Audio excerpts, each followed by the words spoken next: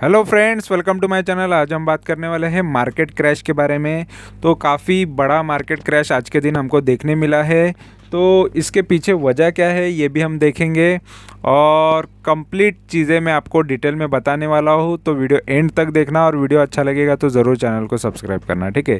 तो Indian market गिरा है तो इंडियन मार्केट ही गिरा है या और भी मार्केट गिरा है, ग्लोबल मार्केट गिरा है, ये भी चीज़ें मैं आपको दिखा देता हूँ। यहाँ पर आप देख सकते हो यूएस का मार्केट भी गिरा है, ठीक है। नास्डैक गिरा है। बाद में यहाँ पर यूरोप के मार्केट गिरे हुए हैं और यहाँ पर एशिया का मार्केट गिरा है। तो सभी मार्केट गिरे हैं। ये जस्ट ये इकलौता अकेला मार्केट नहीं है जो गिरावट हमको दिखा रहा है, ठीक है। इंडियन इंडेक्सेस भी देख लो कितनी गिरावट हमको देखने मिली है। निफ्टी 50 भी काफ़ी ज़्यादा गिरा है, लगभग 2% के आसपास गिरा है। निफ्टी बैंक भी गिरा है, निफ्टी मिड कैप भी गिरा है, निफ्टी नेक्स्ट 50 भी गिरा है लगभग 3%।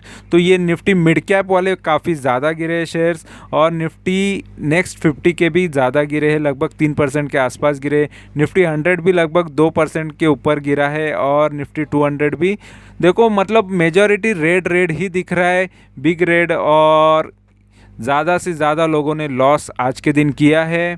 तो क्या हो सकता है आगे, ऐसी मंदी और भी रहेगी, गिरावट आगे भी रह सकती है क्या, ये इस पर हम बात करने वाले हैं। तो यहाँ पर सबसे पहले इसके चार्ट्स भी दिखा देता हूँ और साथ साथ में आपको न्यूज़ भी बता दूंगा कि ये रीज़न क्या है ये गिरावट के पीछे, ठीक है। तो ग्लोबल मार्केट तो हमने देख लिया है, जैसे यहाँ पर भी आप देख सकते हो, बिग स्क्रीन पे मैं आपको दिखा देता हूँ पूरा यूएस मार्केट, यूरोपियन मार्केट, ठीक है। तो ये सब भी गिरावट हमको दिखा रहे। एशियन मार्केट सभी जगह के यहाँ पर रेड में ही दिख रहे हैं, ग्रीन यहाँ पर जस्ट एक ही है और काफ़ी कम यहाँ पर परसेंटेज से वो ग्रीन है, नहीं तो पूरा मार्केट, ग्लोबल मार्केट गिरा हुआ है। इस वजह से शेयर मार्केट में हमारा भी मार्केट साथ साथ में गिर जाता है, क्योंकि हमसे पहले अदर मार्केट चालू हो जाते हैं। एशिया के जो मार्केट्स हैं जैसे SGX, Nifty, Nikkei, Straits Times, ये हैंगसेंग, ये ताइवान, ये सारे जो है मार्केट हमसे पहले खुल जाते हैं और बाद में आते आते सभी मार्केट फिर खुलते हैं। तो एक ही टाइप की न्यूज़ अगर होती है मार्केट में, जैसे कि ये ग्लोबल में एक जगह गिरावट देखने मिल रही है और सबसे ज़्यादा इम्पैक्ट अगर किसी चीज़ का पड़ता है मार्केट पे तो वो है, यहाँ पर मैं दिखा देता हूँ। तो यहाँ पर आप देख सकते हो सबसे पहले जो इम्पैक्ट किसी भी मार्केट पे पड़ता है, तो यहाँ पर आप S&P 500 जो देख रहे हो, ये यूएस का जो मार्केट है, यहाँ पर आप देख सकते हो मेन रीज़न वो उसी को माना जाता है। यहाँ पर वॉल स्ट्रीट, ये अमेरिका का मार्केट का यहाँ पर ये बता रहा है, ठीक है। तो लगभग ये कितना गिरावट ये दे रहा है और यहाँ पर आप देख सकते हो the benchmark S&P 500 fell below the 3900 mark at the open on Friday और benching level that trader consider as a key support after a profit warning, ठीक है, फ्रॉम डिलीवरी फर्म फेडेक्स और spook investor already concern about aggressive rate hikes. देखो aggressively rate hike हो रहे हैं और यहाँ पर बेंचमार्क इंडेक्स इज़ नाउ 5.8% यहाँ पर बता रहा है about it mid June closing low as a summer rally. जो समर में रैली हुई in Wall Street continues to यहाँ पर unreal amid fears of steep increase in US interest rates. तो मेन रीज़न मोस्ट ऑफ यहाँ पर कहीं पर भी आप अगर देखोगे तो यूएस का इम्पैक्ट काफ़ी ज़्यादा पड़ता है, क्योंकि अमेरिका का डॉलर या अमेरिका का वही एक करेंसी है जो ग्लोबली चलता है, इंटरनेशनल करेंसी है। और वहाँ का अगर मार्केट में कुछ हलबल होने वाली है या कुछ खबर है उसके बारे में, तो ग्लोबली वहाँ पे इम्पैक्ट आना चालू होता है सभी मार्केट में। और इस वजह से डो जोन्स भी आप देख सकते हो, सभी ये अमेरिका का ही मार्केट है। तो एंड नास्डैक, तो गिरावट हमको देखने मिल जाती है, ठीक है। तो यहाँ पर वॉल स्ट्रीट का यहाँ पर आप देख सकते हो तो इसी वजह से निफ्टी 50 का भी यहाँ पर आपको देखने मिलेगा बेयरिश कैंडल चालू हुआ है, बेयरिश हमको देखने मिल रहा है। The Indian market close in red for the third consecutive day.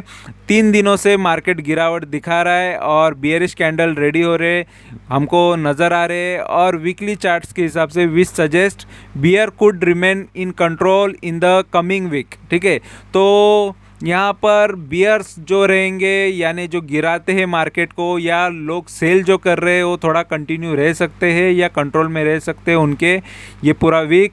तो the market saw a knee jerk fall largely in the weaknesses in the US and Asian market के अंदर।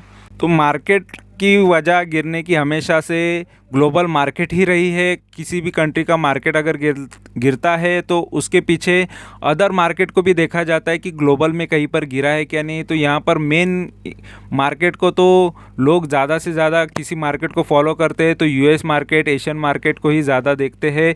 तो वहाँ पर गिरावट हमको देखने मिली और मेन इम्पैक्ट होता है यूएस में कुछ होता है क्योंकि अमेरिका नंबर 1 है फाइनेंशियली।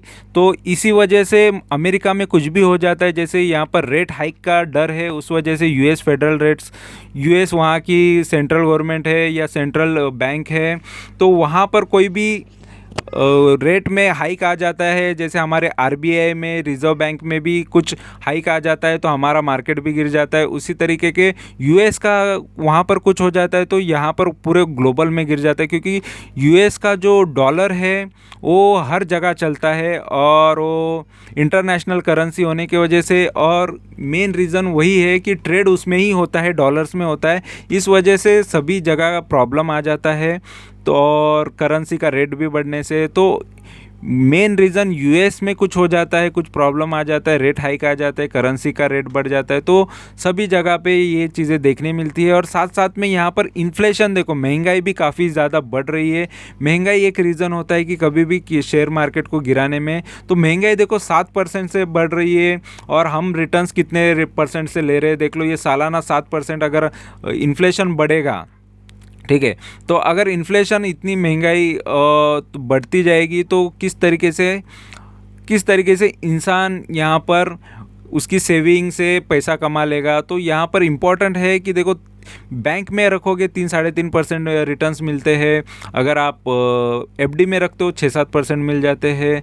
तो हमें म्यूचुअल फंड या शेयर मार्केट में ही या अच्छे जगह जहाँ पर इन्फ्लेशन को भी पीछे गिराए हम उस टाइप की इन्वेस्टमेंट करनी चाहिए जहाँ पर हमको इन्फ्लेशन का कुछ फ़र्क नहीं पड़ना चाहिए। ये महंगाई तो बढ़ती ही जाएगी और महंगाई के पीछे एक ही वजह होती है, मेन तो होता है कि आपका परचेसिंग पावर निकाल लिया जाता है जिससे पैसा कंट्रोल में रहे, ज़्यादा से ज़्यादा बाहर भी ना जाए।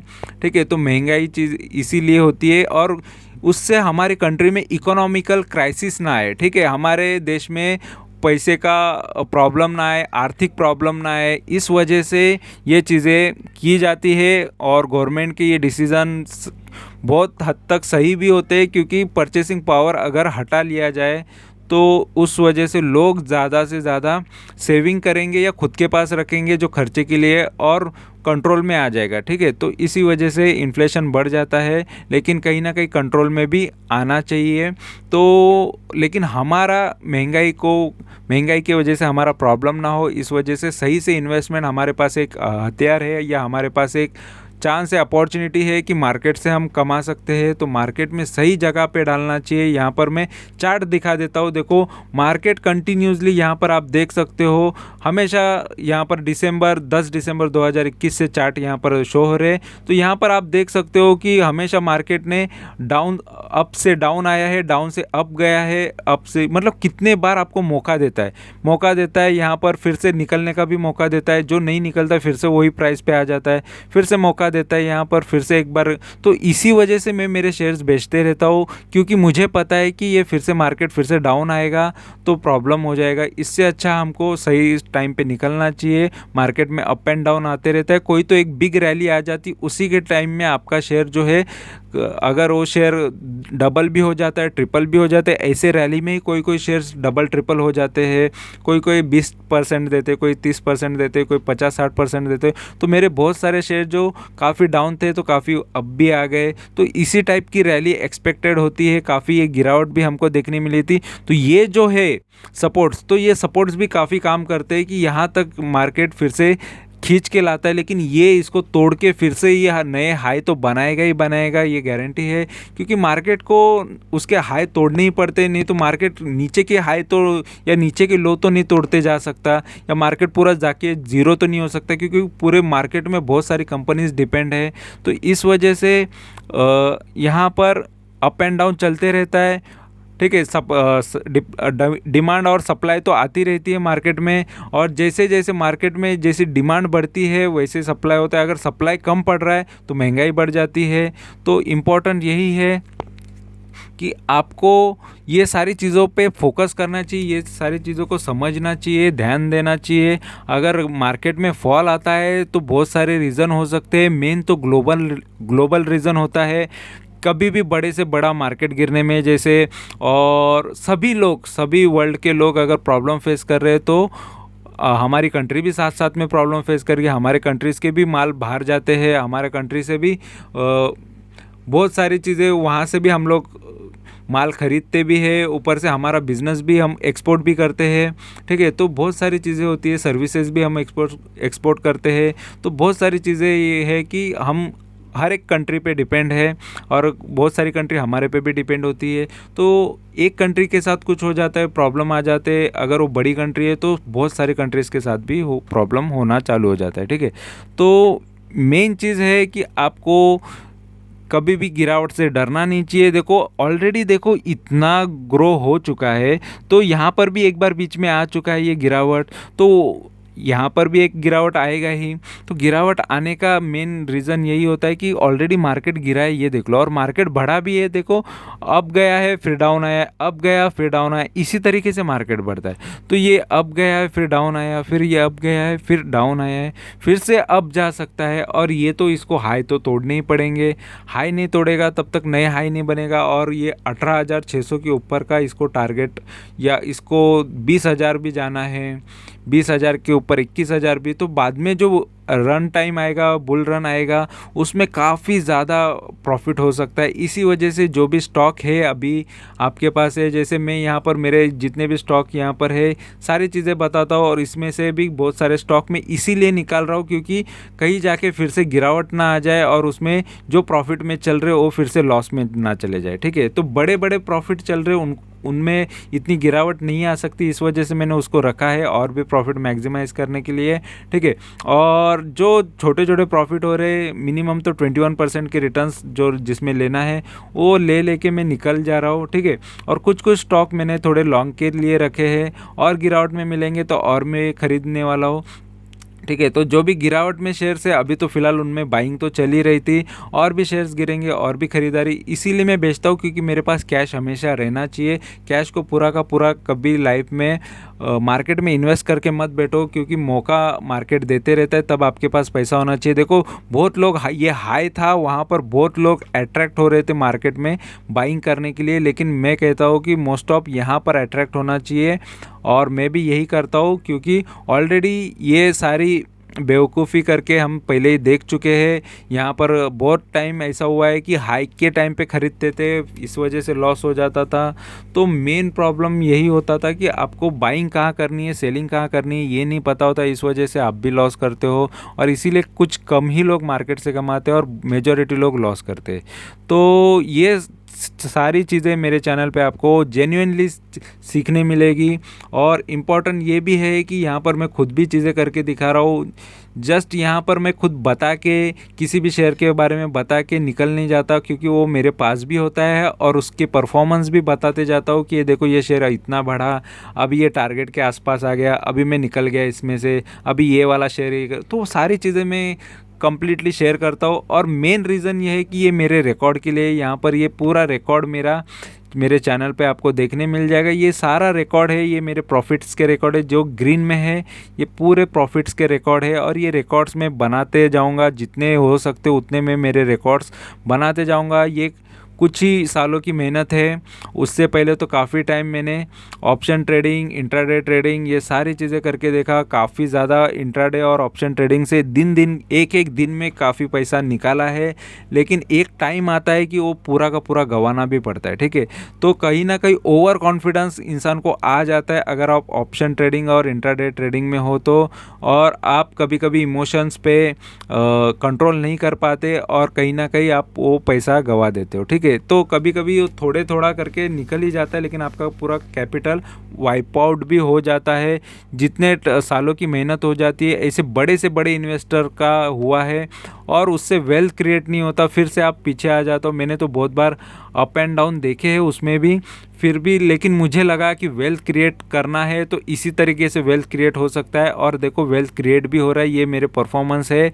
जब से मैंने कोविड के टाइम से मैंने ये इंट्राडे ऑप्शन ट्रेडिंग सब बंद कर दी और मैं इन्वेस्टमेंट की तरफ निकल गया। और इन्वेस्टमेंट से वो टाइम से देखो, ये कोविड के टाइम से लगभग 2-2.5 साल में काफ़ी शेयर्स मैंने बेचे हैं और काफ़ी ज़बरदस्त मैंने यहाँ पर प्रॉफिट लिए हैं। मेरा जो भी मैंने लाइफ में ऑप्शन ट्रेडिंग, इंट्रा ट्रेडिंग से जो लॉस किए हैं, और आप समझ सकते हो कि वहाँ पर ज़्यादा से ज़्यादा लॉस हो जाता है जितना भी पैसा डालो, तो वो सारा रिकवर करके आज मैं प्लस में हूँ, पॉजिटिव में हूँ और काफ़ी अच्छा खासा पोर्टफोलियो बन चुका है। और अभी जो भी मेरे पोर्टफोलियो में शेयर्स हैं उसमें से निकाल के मैं कैश में भी रखता हूँ पैसा। तो कैश में इसीलिए रखता हूँ क्योंकि ये जो गिरावट आए, ऑलरेडी मार्केट ऊपर है, इस वजह से मैं एकदम से ज़्यादा क्वांटिटीज़ किसी भी शेयर्स की अभी नहीं खरीद रहा हूँ। ठीक है, लेकिन कंटिन्यूसली थोड़े थोड़े क्वांटिटीज़ तो खरीदते जाता हूँ, और उसके वजह से एक बेनिफिट होता है, जब गिरावट आए तो और ज़्यादा क्वांटिटी एकदम से खरीद के और अच्छा प्रॉफिट में ले सकूँ इसलिए। ठीक है, तो फिलहाल जो जो प्रॉफिट के आसपास है, टारगेट के आसपास है, उसके तो वीडियोज़ डाल चुका हूँ, और उसकी वजह से आपको जो भी इन्फॉर्मेशन मैं दे रहा हूँ तो वो रियल फैक्ट पे रियल चीज़ें मैं बता रहा हूँ। ठीक है, तो वीडियो अच्छा लगा है तो ज़रूर चैनल को सब्सक्राइब करके रखना। कंजूसी बिल्कुल मत करना, सीखने में क्या कंजूसी करना, जस्ट आपको इन्फॉर्मेशन मिल रही है, इन्फॉर्मेशन लेने का काम करो, और नहीं तो आपको जो सही लगे वो कर सकते हो। लेकिन वीडियो अच्छा लगा है तो ज़रूर चैनल को सब्सक्राइब करके रखना, लाइक करना, कमेंट करना, दोस्तों के साथ शेयर भी कर लेना। ठीक है, तो thank you very much for watching my video. Thank you, bye bye.